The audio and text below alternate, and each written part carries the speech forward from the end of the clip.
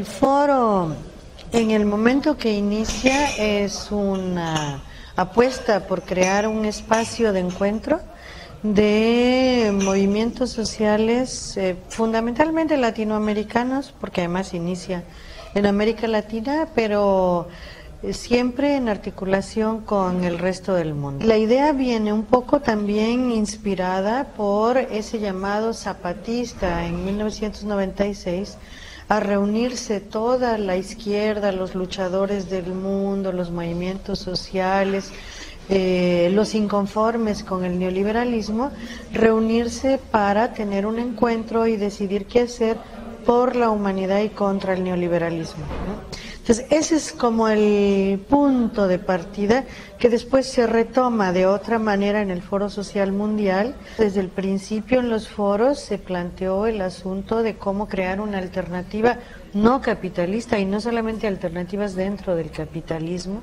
Fue un espacio que permitió además que muchos movimientos que no se conocían entre sí, pero que hacían cosas similares, que tenían ideas similares, pudieran de repente empezar a pensar juntos, ¿no? Y empezar a hacer campañas o jornadas o políticas o encuentros juntos, de manera que empezamos a construir movimientos continentales. Grandes pensadores del mundo que hablaban, ¿no?, de alternativas, todo, pero que ni siquiera estaban en contacto con movimientos sociales, o sea, hablaban como en abstracto de algunas alternativas.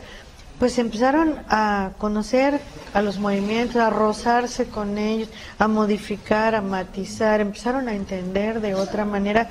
Y bueno, se creó, me parece, un espacio interesante de debate del pensamiento alternativo. A partir de un cierto momento fue tan atractivo el foro que empezó un poco a cambiar, ¿no?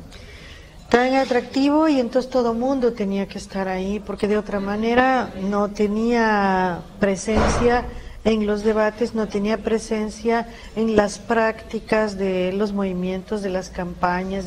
Entonces, bueno, quiso estar, y el foro empezó a ser invadido, pues quizá no con mala intención, pero invadido por un conjunto de organizaciones no gubernamentales, de iniciativas incluso de otro tipo, ¿no?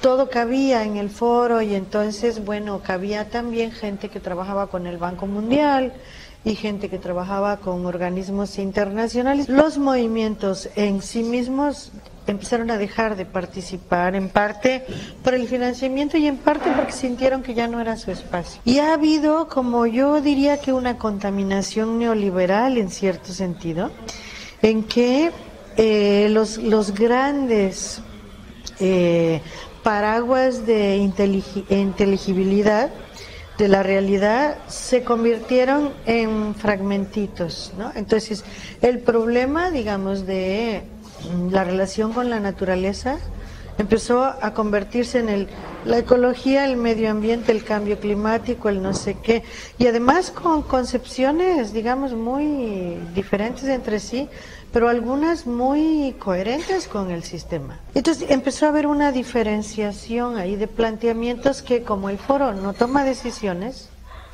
no tenían espacio para dirimirse, y entonces es una suma de cosas que de repente son muy contradictorias entre sí. África es un continente fundamental para entender el mundo y para reconstruir el mundo. La cultura africana, o las culturas africanas más bien, son algo que tenemos nosotros, pero que además está ahí con toda su fuerza, con todas sus propuestas, con cantidad de cosas que tendríamos que aprovechar para realmente pensar en un mundo diferente, y que en verdad venimos a África y eso no está en el foro, no está, no hay esa propuesta, hay una presencia muy, yo diría, un poco rebajada de lo que podría ser la potencia de los movimientos africanos. Dakar es un momento que nos tiene que llevar a replantearnos la importancia y la urgencia de estos espacios, de estas posibilidades de encuentro, de concurrencia, ¿no? Y de qué manera reencauzarlos. Habría que hacer público y ver de qué manera la participación de entidades que no son propiamente organizaciones ni movimientos están cobrando un protagonismo y quizás también fijando un tipo de agenda o prioridades con respecto al foro. Lo digo porque creo que uno no sería tanto, digamos, enemigo a tener esta relación, pero hay que transparentar y socializar qué es lo que está en juego. Buena parte de las actividades de la programación cultural del foro son de Petrobras. Y esto hay que, yo diría, socializar, transparentar y discutirlo. Me parece que es indudable que hay que buscar financiamientos, hay que ver, pero qué obligaciones y responsabilidades se están generando. Cuando vemos que buena parte de los stands y actividades pueden ser desarrolladas por grandes agencias de cooperación. ¿Esto qué implica? Dentro de el desempeño de la programación y de las distintas actividades que hay en el foro. Esto creo que no está claro. Alguien decía ayer, recuerdo, que es un problema de organización del foro y habría que tratarlo de forma organizativa.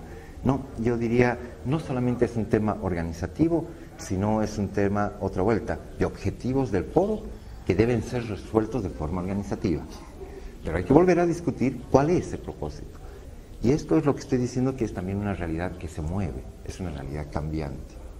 Entonces creo que hay lecciones aprendidas del foro que no se están terminando de discutir y afrontar como desafíos a los próximos.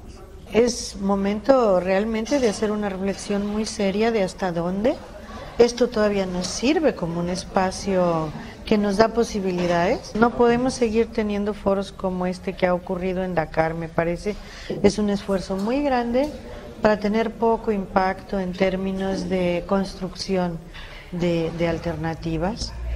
Así que, bueno, es toda una fase que tuvieron los movimientos, ¿no?, que hemos tenido a lo largo de estos 10 años y que no necesariamente tiene que seguir igual, ¿no? Tenemos que pensar que lo importante son los objetivos, no las formas. Y entonces, bueno, si las formas no nos están permitiendo, tenemos que crear otras para mantener nuestros objetivos de construir ese otro mundo posible, deseable, ese mundo de nuestras utopías, ¿no?, de nuestros horizontes.